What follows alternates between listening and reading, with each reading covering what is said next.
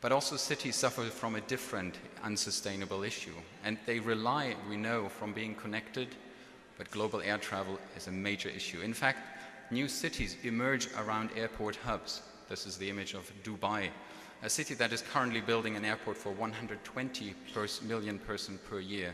That's more than all airports of London put together.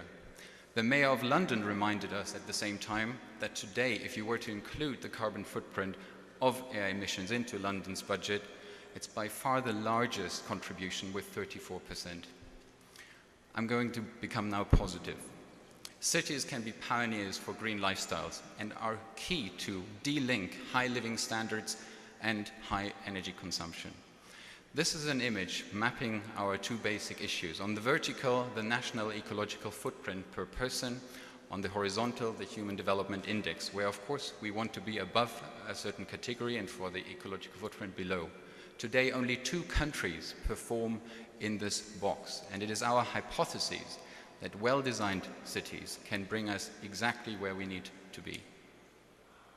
And there is good hope already. London today produces only 40% of the CO2 emissions compared to the United Kingdom, although guaranteeing at least the same living standards. That's another image here of the United Kingdom, mapping out the CO2 emissions on the smallest statistical unit for the whole country. And what we can see here is it's almost a map of cities. Cities perform rather well in all throughout the country, but also it's the metropolitan belt, the metro land, that is performing worse.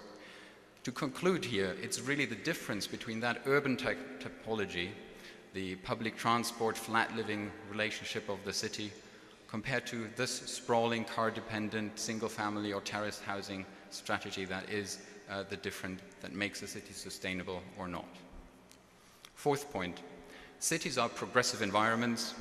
I think the reference to our Urban Age Sao Paulo survey shows this. We asked whether people are willing to reduce car use and promote transport, walking and cycling, and surprisingly more than 70% in this metropolitan area agree to this statement. And it's because of that that we have seen all around the world massive innovations. Bogota with the Transmilenio, the cycling in Paris, congestion charge in London, and of course the closing of inner city streets throughout the world, as here in Rio de Janeiro. Fifth point, city governments can operate effectively. And that is clearly a reference to, first and foremost, devolution. The whole idea of enabling local government, I think we all share here the Time magazine highlighting the new power of European mayors and the positive effects in general, not only referred to the environmental. And we have seen over the last years a whole range of initiatives where cities try to accomplish, here with the C40 network of cities, accomplish similar agreements such as nation states. But of course, they don't have the same mechanisms often to then implement the situation on the ground without the support of the nation states. And 2 reports, one here, the London CO2 report, as well as the Greener Greater New York plan we heard yesterday about, remind us on that yes, cities can be innovative, but need to have the support of the broader structure. And maybe to conclude on this overview, which highlights the 2 big scales of the city, the metropolitan and then the very local, the neighborhood scale.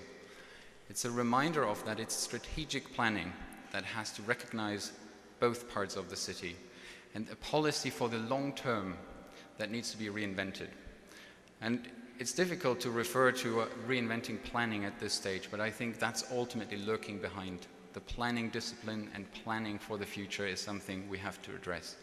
And to conclude with an image of Sao Paulo, something which we hardly would call an ecological, wonderful ideal, I do believe that this is an image which has far greater promise for a sustainable future, a sustainable urban future, which in fact has to include any sustainability strategy.